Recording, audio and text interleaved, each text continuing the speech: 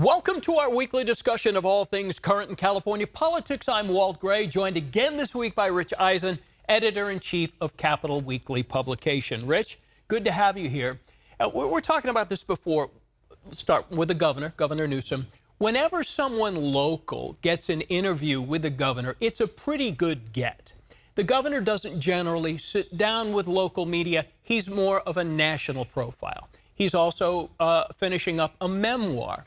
Do you feel at some point when he runs for higher office, which is likely, do you feel that his lack of being available to local people will come back on him? It's so hard to say. I mean, the one thing that makes California a little different, maybe Sacramento a little different, is that the media here includes some of the biggest in the country: the LA Times, the Chronicle, now Cal Matters, et cetera. So, I don't know that it's going to hurt him, but it's certainly not going to help him. He has not developed a good relationship with the local media in this town at all. And, we will just have to see, because just remember this: it's a long time between 2026 and 2028. So he'll have a lot of time to pretend that we never existed. Okay, we'll see if that does come back, or whether we're just grousing about the fact that he won't talk to us. Right. Mostly won't talk to us. Student protests, very much prominent because of what's going on with Hamas, Israel, Palestine. The students who have every reason or right to protest whatever they want are protesting against the places where they live, which is the college campuses. Sure. What effect has this had, and is it making a difference, do you think?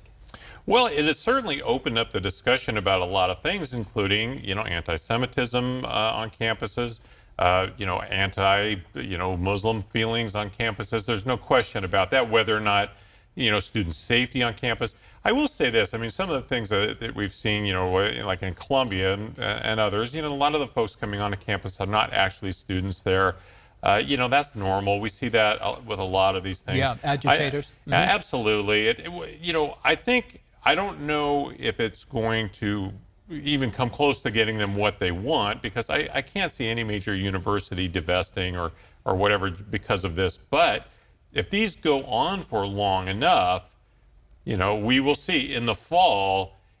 One thing it is doing is it's putting a lot of, particularly Democratic lawmakers, a little bit into the crosshairs of, having to take a stand on something that they really don't want to take a stand on.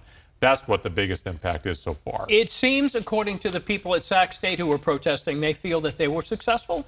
However, the protests aren't free. There's added police presence. Yeah. There's cleanup. There's so many things that come out of that school's budget that ultimately something's going to need to be taken away. That is the price at times of a protest as well. Absolutely. Democrats are pushing back against the governor as well, because all this money that's been spent on homelessness and housing, some even Democratic lawmakers are like, where did the money go?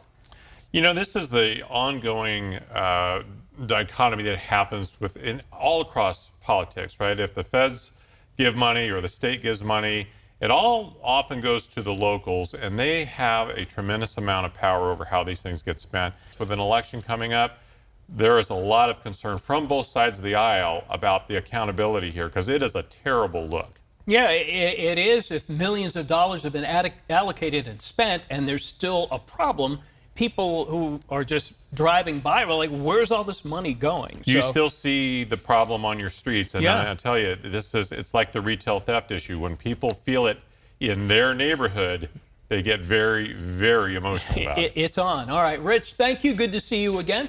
If you would like to reach out to Rich, you can do so. Email rich.eisen@capitalweekly.com.